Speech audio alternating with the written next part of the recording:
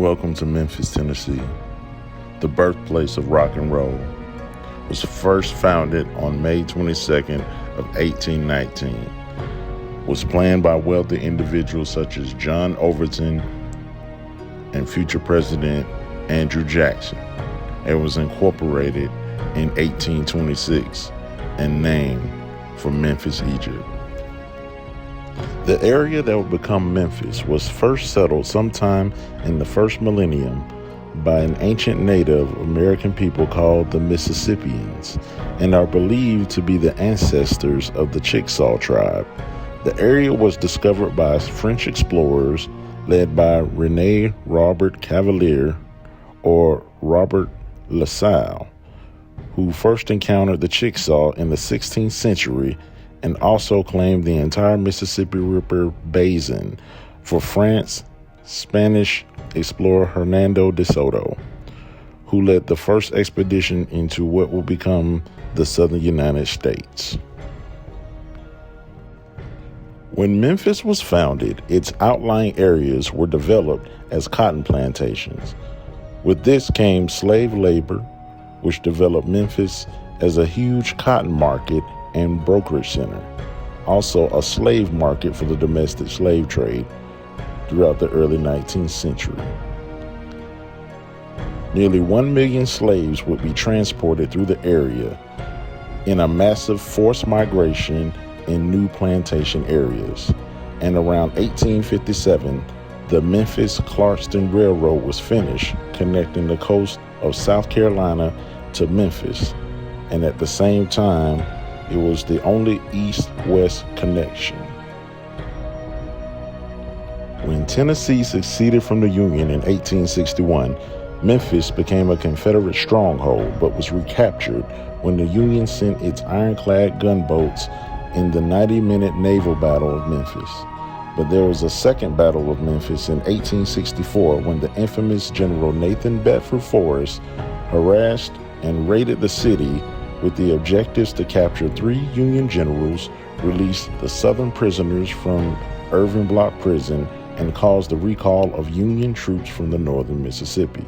Even though the raid was unsuccessful, Forrest cut telegraph wires, took 500 prisoner supplies and horses. During the Reconstruction, much of the black settlement was in ruins after the 1866 three-day Memphis riot that happened, in which white mobs that consisted of Irish policemen, firemen, and other Irish Americans attacked and killed 46 African Americans, wounded 75, and injuring nearly 100.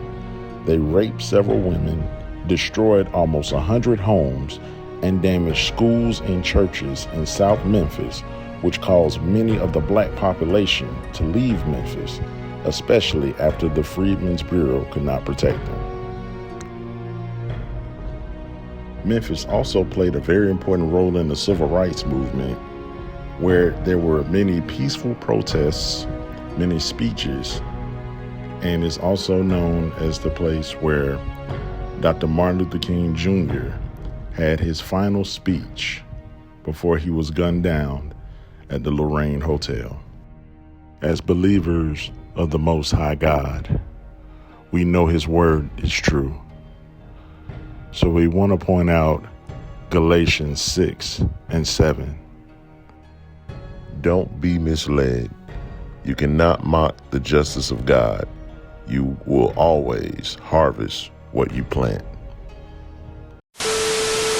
People living on East Frank Avenue in South Memphis are still heartbroken knowing a teen was killed in their community. Memphis police say on August 30th, an 18-year-old was shot in the head. He died at the hospital the next day. Residents who didn't want to be identified say the teen was working with a group of men who were repairing a roof. Police say the suspect approached the group of men trying to rob them. Color sedan. As for merchants, they say it was seconds of panic inside the mall. First, it was just a loud thud. We didn't really hear, it didn't really sound like a gunshot. And then after that, two guys ran out, and then everybody started closing their gates down and things like that. Janiyah Robinson, a stylist at OB Beauty and Spa, says that's when she realized it was serious. She says they shut down their gate and everyone ran to the back of the salon. Memphis police say these two men were arrested after a bizarre incident along I-240 and Norris Road around 2:30 Monday morning. According to the report, the first set of victims told officers they made a last-minute decision to exit at Norris Road when they believe people in the other vehicle thought they were, quote, trying to buck them and pulled up beside their car, firing shots. Police want you to take a good look at the guy in the red shirt entering the Citgo just before 9 p.m. Thursday night. He goes straight to an ATM, but he's not there for money. Seconds later, he's joined by another man, a second assassin, who walks through the doors with a gun drawn. Both start shooting at two men inside. All of a sudden, I heard the sound of shooting, like pop, like that. Then, I just, like got on the floor. Carlo Cody was behind bulletproof glass when the gunfire started. When it stopped, he walked out on the store floor, saw the victims, and called police. Well, Joe Kanji, police are clearing the scene here now where just hours ago, those three boys were shot. We're told they were taken to Le Bonheur Hospital. One of them has critical injuries. Now, police say this all started because of a fight at a nearby middle school. Now, the victims and the shooter, we have learned, do know each other, and police are still looking for that shooter now. But it was a much different scene here earlier where dozens and dozens of parents were outside of Robert R. Church Elementary School waiting for their children to be let out, and we're told by the school district and parents it was on lockdown after that shooting happened. Memphis police announcing they have made an arrest in the case of missing Memphis schoolteacher Eliza Fletcher. Hospital abduction earlier today for Miss Liz Fletcher. 38-year-old Cleotha Abston has been charged with especially aggravated kidnapping and tampering with evidence. The 34-year-old kindergarten teacher was reported missing by her husband hours after she did not return from an early morning jog Friday. As the community continues to mourn the loss of Memphis pastor Artur Eason Williams, the Shelby County District Attorney's Office is working to ensure her killer is held responsible. These are the most difficult decisions that we make, having to do with juvenile offenders and what is our responsibility to the public. Investigators believe a 15-year-old is responsible for carjacking Eason Williams and shooting her outside of her home this week. Who shot and killed young Dolph in his own hometown? This grainy photo released by police shows a person in gray pants and a dark hoodie with gun in hand, apparently firing. Also released a photo of a white car that may be linked to the case. The Memphis mayor is calling it a senseless murder rampage. 4 people are dead this morning. 3 others are hurt after a gunman went on a shooting spree that all but shut down the city. This began around 1 o'clock yesterday morning. It continued through the late evening hours last night. A shelter-in-place order was issued as police searched for the suspect.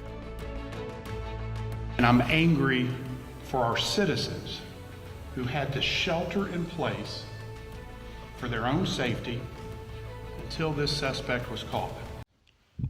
For many years, Memphis has been a city of crime, of violence, of terror. But we as the people of God have the power to overtake this. So that's why we're here today.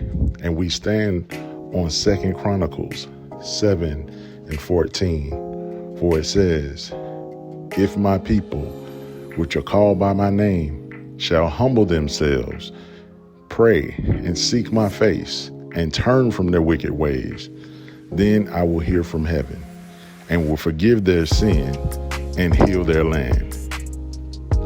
Memphians, now is the time we come together, seek God's face as one body, on one accord, to heal our land.